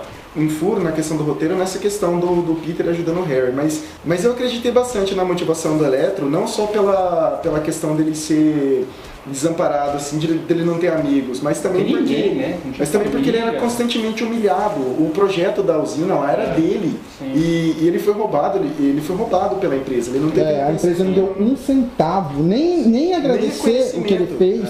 Aí o Harry, quando ele chegou lá na prisão, aliás, com outro furo, que tipo... O Harry? Né? invadiu com teaser. Mas enfim, ele conseguiu, e o que ele usou para convencer o Electro é dizer, olha, se você quer mesmo reconhecimento, me ajuda a recuperar o que é seu. Ou seja, ele estava oferecendo reconhecimento e ele falou, eu preciso de você. A maioria das pessoas, se forem abençoadas com superpoderes, dá pra contar no dedo quando vão se tornar heróis, tá? A maioria vai se tornar vilão, vai tocar o terror, vai tocar o foda-se. Vai querer tirar vantagem, né? Pior que ele não foi aquele cara que, agora eu vou assaltar um banco, mas é lógico, ele não é um vilão que ele fala assim, agora eu vou tirar vantagem, vou me vingar, não sei o que, não. Tanto que outro filme horrível, que é o tal do Jumper, o protagonista é um cara que depois que ele ganha os poderes dele, não ajuda ninguém. Ele só faz uma riqueza pessoal. E a gente tá lá, torcendo pelo cara, né? O cara é o protagonista. Porque se identifica. Pois é, mas o Max não é assim. Ele é muito azarado, né? Ele consegue ser mais azarado que o Peter do Maguire. Resumindo, eu acho que seria mais provável que o Alex se tornasse um aliado do Peter, devido a toda aquela devoção, do que propriamente um vilão. É nesse ponto que as coincidências do roteiro colocou ele contra o Peter Parker. Isso que eu achei assim meio forçado. Mas no final das contas eu gostei bastante do Amazing 2, assim. Ele e o primeiro filme do Maguire são os meus favoritos. Eu gostei das cenas de ação. Eu sei que teve essas que vocês disseram aí, que chama de teia, que conecta isso, que é a parte lá do... Feliz falou que é um relógio, um cronômetro. Porque deu pra ver que ele também queria fazer uma adaptação mais fiel ao tipo de linguagem dos quadrinhos. Eu percebi bastante quando eu estava assistindo de novo o Amazing 2, vários elementos eles são bem de história em quadrinhos mesmo. Por exemplo, aquela cena que a Gwen vai lá na usina, né? Só eu posso desarmar. Diz que só ela pode desarmar a usina. Uma alavanca. E é só uma alavanca. Porque se você for ver, tipo, quando eu saí depois eu fiquei pensando, porra, a Gwen não precisava estar lá, cara. Foi triste a morte dela, cara. Aliás, né? A gente já esperava, só que... Ainda assim dá um baque na hora da morte.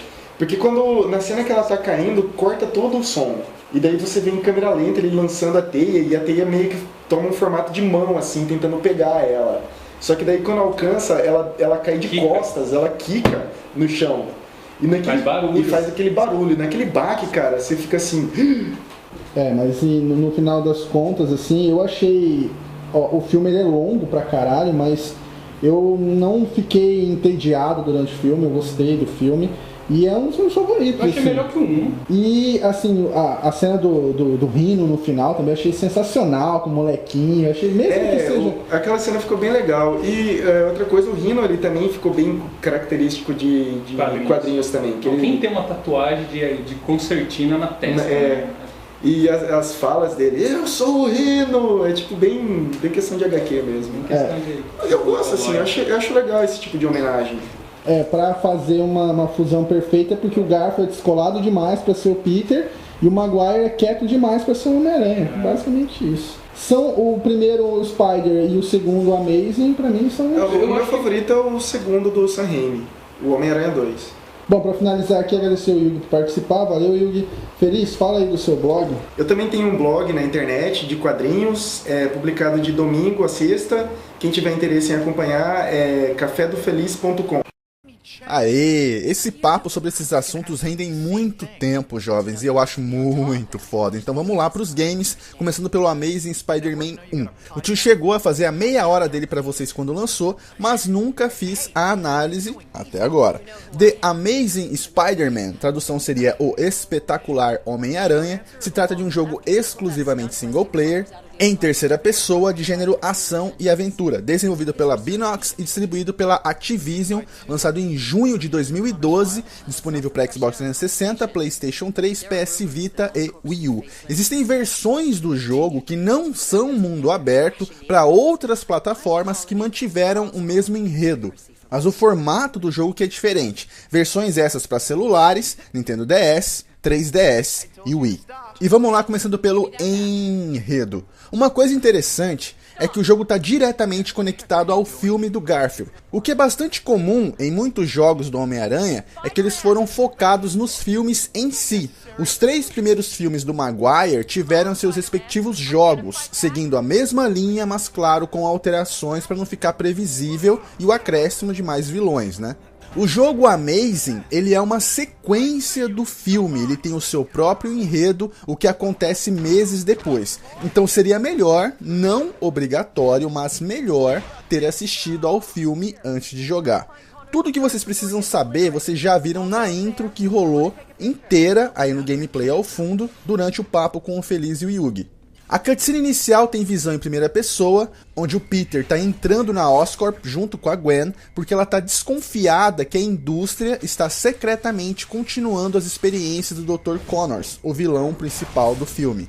Para quem não conhece, ele é professor da Universidade do Peter. Seu nome de vilão é o Lagarto. Sua pesquisa misturava DNA de humanos com outros animais na esperança de curar doenças e até mesmo mutilações. Ele usou a si mesmo como cobaia, misturando seu DNA com o de répteis que possuem a habilidade de regeneração para, quem sabe, reconstruir o seu braço direito. Esse que foi o motivo maior para iniciar esse tipo de pesquisa.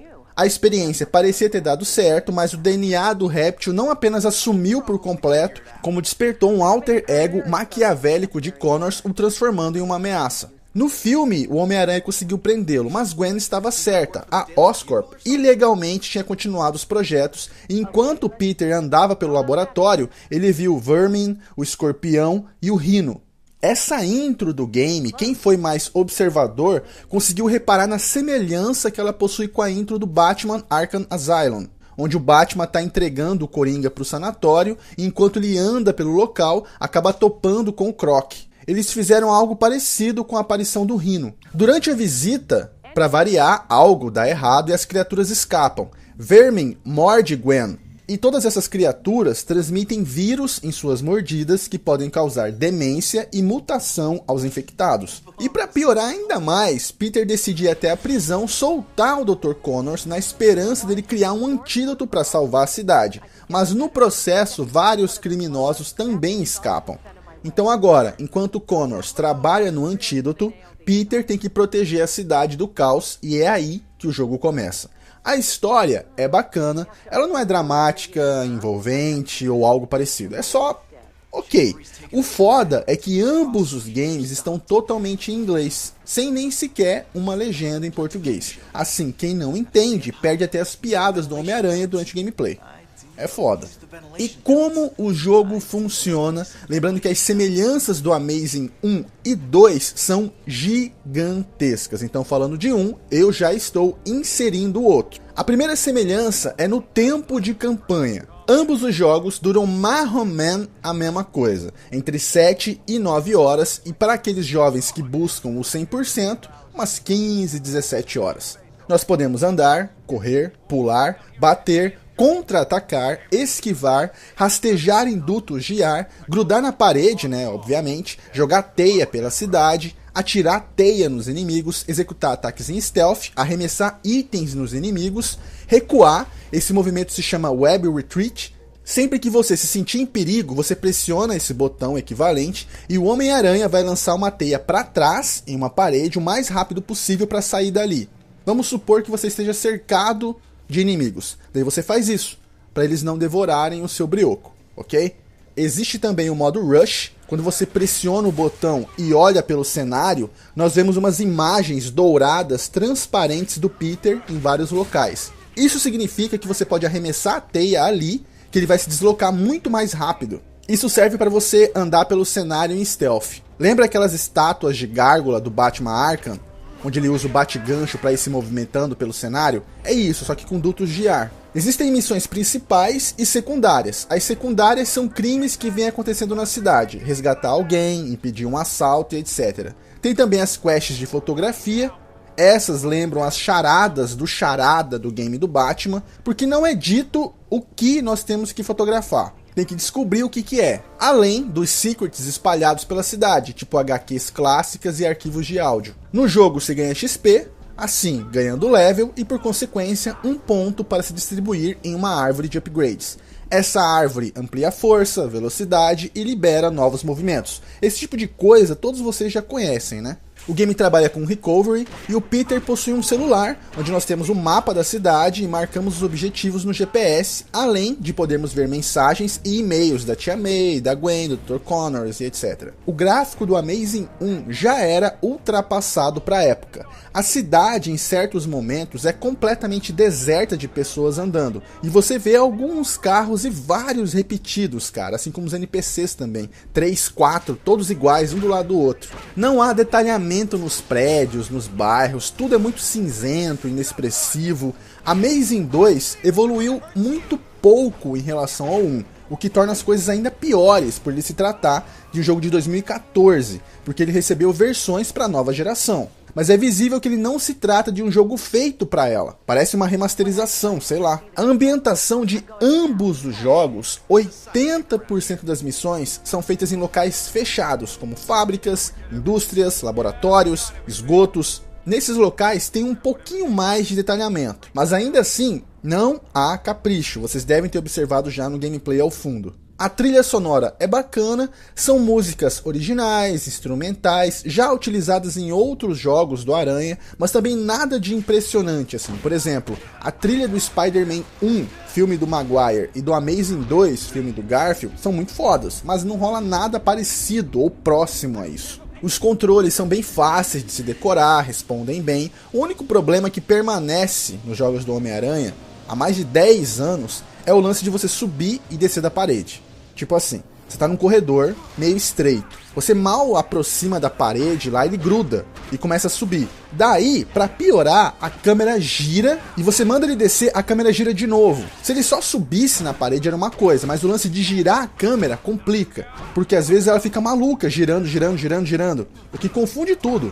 Sem contar que às vezes buga e o Spider atravessa a parede. Esse tipo de bug rola com frequência e rolou também aí no gameplay de fundo, quem foi mais observador viu. A dificuldade de ambos é completamente nula. Não existe desafio nenhum. Quem já está acostumado e já zerou alguns games do Homem-Aranha já começa no hard sem medo de ser feliz. O que aumenta a facilidade dos jogos é o nível de burrice artificial dos inimigos, que é completamente absurda. Como se já não bastasse eles serem ligados apenas no modo kill, sem estratégia de combate nenhuma, nem adaptação de combate, o Homem-Aranha possui movimentos em stealth, como eu falei.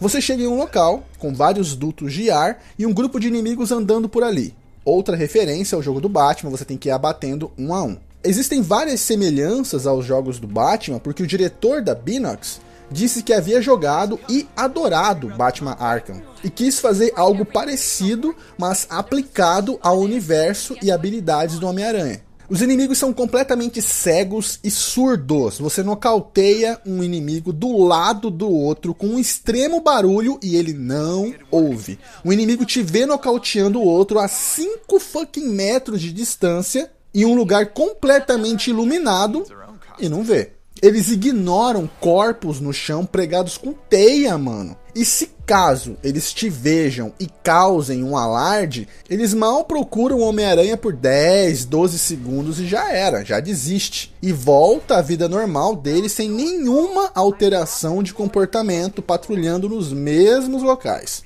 Pra você morrer, você tem que se esforçar. É sério. A dublagem é boa, a sincronia da dublagem não é. A expressão facial dos personagens é muito pobre e, acreditem ou não, do Amazing 2 é pior.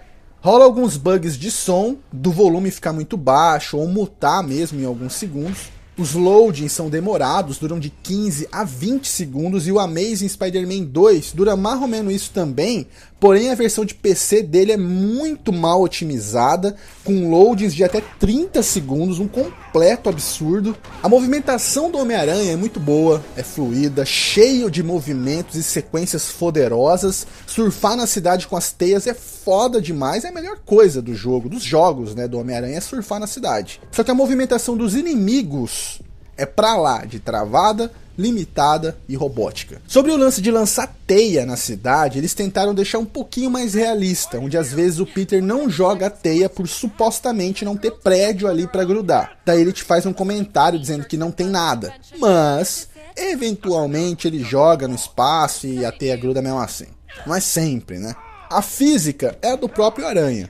Todo jogo, o Spider é muito leve, parece uma pluma, é ou não é? Ele pula muito alto, ele corre muito rápido, não se pode questionar, afinal, ele é um super-herói, então foda-se a física, né? Ainda existe o apartamento do Peter, onde nós podemos trocar de uniforme, são vários modelos que podem ser destravados ou comprados via DLC, tanto o Amazing 1 quanto o Amazing 2. The Amazing Spider-Man teve média de 6.8 nas reviews mundiais e vendeu cerca de 1.300.000 unidades, fora as versões dos portáteis.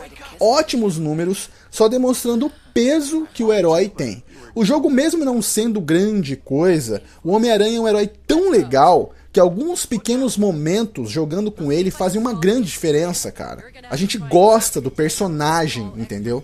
E por ele estar ali, abraça todo o resto. Se fosse qualquer um outro, sei lá, um personagem inventado para esse jogo que tem poder de jogar teia, utilizando a mesma tecnologia, mecânica, jogabilidade, o jogo talvez não vendesse nem metade desse valor e as críticas fossem muito mais pesadas. É que dói você falar mal de algo do Homem-Aranha. Ele é carismático demais, a gente gosta dele, sacaram? Enfim, então bora pro próximo. Isso nos traz a abril deste ano, 2014, para Amazing Spider-Man 2. O jogo possui versões para PlayStation 3, 4, Xbox 360, One, Wii U e PC, e versões alteradas para celulares e 3DS. E vamos lá, começando pelo enredo. Dessa vez, o jogo traz um próprio enredo. Ele não está conectado ao filme, muito menos ao primeiro jogo. Ele começa com a morte do Tio Ben. Acho que ninguém aguenta mais ver isso, o Tio Ben tomando tiro, coitado, velho. Depois de uma cutscene dizendo como ele foi se transformar, 2 anos se passam e Peter ainda está na batalha, buscando o assassino. Durante a primeira missão contra alguns bandidos, um deles revela um suposto paradeiro do assassino. Quando o Homem-Aranha o procurava, rola uma perseguição de carro e tal, ele acaba encontrando o cadáver do cara completamente estraçalhado. Existe um assassino à solta, apelidado de Carnificina, e Peter precisa encontrá-lo. Toda a trama é vazia, monótona, vários vilões aparecem, como o Rei do Crime e o Kraven, mas nenhum deles consegue se destacar. Pior do que o enredo é o final dele. Uma batalha medíocre contra o Carnificina, seguindo para uma cutscene de tipo 1 minuto, velho. O sistema de gameplay é idêntico, cara, ao anterior. De novidade nós temos, agora Peter é capaz de contra-atacar 2 inimigos ao mesmo tempo. O sentido de aranha agora funciona como raio-x também, permitindo ver através das paredes, outra ferramenta dos jogos do Batman, que dessa vez não faz sentido nenhum, Homem-Aranha não enxerga através da parede. Em certos momentos rola um diálogo interativo, onde podemos escolher as perguntas que iremos fazer, mas é pura frescura, não altera em nada a história. Toda vez que aparece essa tela de diálogos, você pode ignorar perfeitamente para não perder tempo. O lance das fotografias mudou, agora nós podemos utilizar a câmera para procurar pistas em certas missões e também para encontrar easter eggs. Existe uma loja de quadrinhos do fodão do Stan Lee, onde nós podemos ir lá, bater um papo com ele de vez em quando, e todos os quadrinhos coletados secretos vão pra lá, além de ter uma máquina de fliperama que nós podemos jogar. Nela existem desafios de batalha, onde temos que sobreviver a hordas de inimigos. Também foi inserido um sistema de reputação, as missões secundárias também permaneceram, só que agora existe muito mais tipos, diferentes. Quando nós vamos fazendo, o Homem-Aranha vai sendo citado na televisão, nos jornais, e a nossa reputação vai melhorando. E as pessoas da cidade, quando vê a gente, vão falando: vai lá, Homem-Aranha, você é foda, nós te amamos. Mas se você fizer só algumas, a reputação vai descendo e as pessoas podem te xingar. O problema de você deixar a criminalidade crescer muito é que a força-tarefa, um grupo de elite de policiais e robôs, vão para as ruas para supostamente proteger, e você vai ser considerado uma ameaça também. Então vai ter essa encheção de saco a mais se você não fizer algumas secundárias periodicamente. Sacaram? Enquanto eu falava do 1, eu falei do gráfico, da ambientação, da trilha sonora, dos controles, da jogabilidade, da dificuldade, da inteligência artificial, da dublagem, do movimento e da física. Em outras palavras, já falei quase tudo do 2 também, né? O que vale ressaltar é a péssima otimização do PC. A queda de quadros é medonha, engasgadas em praticamente todas as cutscenes, loadings de até 30 segundos, o número de bugs em qualquer plataforma é abominável, tem até um que eu vou mostrar aí no gameplay de fundo pra vocês. Rola atraso no áudio, pelo menos o Homem-Aranha faz muito mais piadas, ele é bem mais engraçado, e também rola vários uniformes extras disponíveis para se destravar, para comprar. The Amazing Spider-Man 2 tem um enredo fraco, parece mais uma expansão do 1, existem cutscenes incríveis de ação intensa, a roupa do Homem-Aranha vai rasgando e tal, assim, demonstra acaba envolvendo o jogador nesses momentos. O jogo recebeu uma versão para nova geração, muito forçada por sinal. É visível que essas versões não foram feitas como alvo principal o PlayStation 4 e o Xbox One. Novamente o jogo pôs todo o marketing apenas em cima da popularidade do herói para as vendas. Homem-Aranha precisa de um jogo foda ao seu nível, cara. Não de um jogo mediano que encoste nele para ganhar dinheiro. Ele merece muito mais do que isso. Ele possui um número de vilões altos e muito bons que podiam ser explorados individualmente com inteligência. Só nos resta torcer para que isso aconteça. Bom, jovens, então é isso. Espero que vocês tenham gostado. Esse vídeo deu trabalho, mas valeu o esforço. Não se esqueçam de avaliar, por favor, avaliem. Se possível, comentem. Se quiserem acrescentar alguma informação, sintam-se à vontade, estamos aqui para conversar. Lógico, né, com educação, vamos respeitar uns aos outros. Se gostou, não tá no canal, se inscreve aí. Grande abraço a todos vocês, muito obrigado por tudo. Tudo de melhor sempre. Beleza, então, valeu, falou e até mais.